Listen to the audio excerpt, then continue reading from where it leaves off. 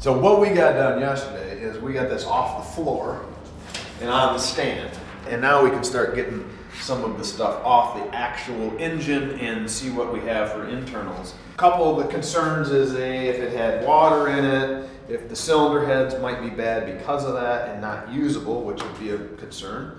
And the other is if there's any cracks in the block. But I do not see any issue. So at that point, we're gonna get the power steering pump off, the crossover tube, and the alternator. Basically get the stuff off the front of the motor. And that will get us to the top end and then start getting into the internals. So with that.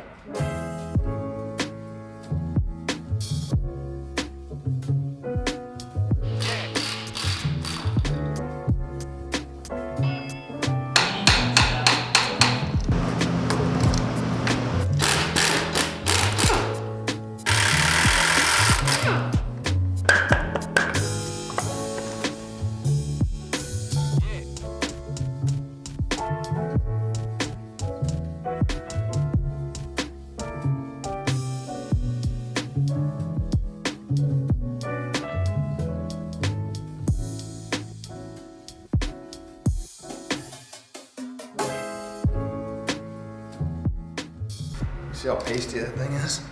Look at it. It's more grease than it is oil.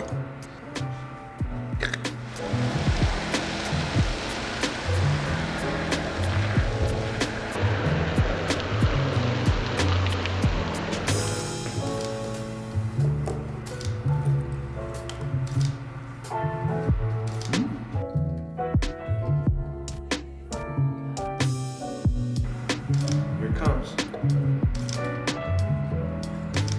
It's got a big shroud on it.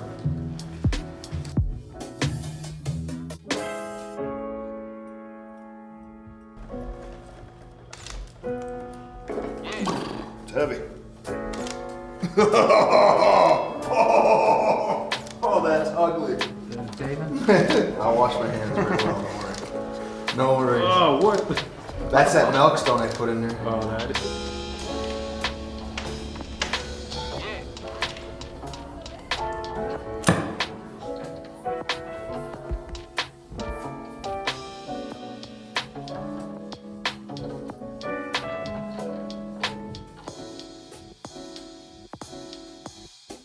We had run into a couple difficulties, with the timing cover, getting that pulled off, a couple of the studs that broke off.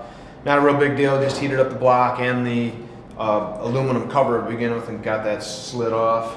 We had the heads off. We showed getting the valve covers and everything off. Got to look at the shaft rocker assemblies on this Nailhead. Pretty cool. It's almost like a little Art Deco look to it.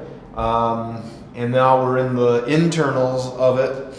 We have the heads, with the heads off, you can see some really nasty inside of every cylinder. Now some of this is actually the milk stone that I poured down the spark plug holes to try to loosen up the engine to free it up.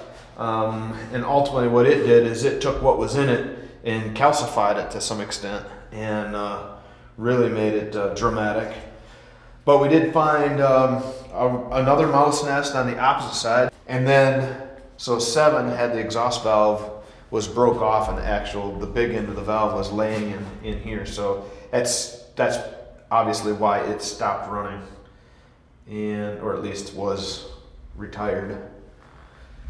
But camshaft is out and we'll have to pound the lifters out because they got enough carbon on them that they won't slide in and out of the hole real well. So we'll get them pushed in once we get the crankshaft out, which is going to be a chore.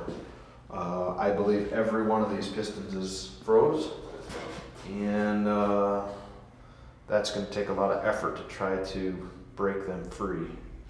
So we will probably be smashing most of them.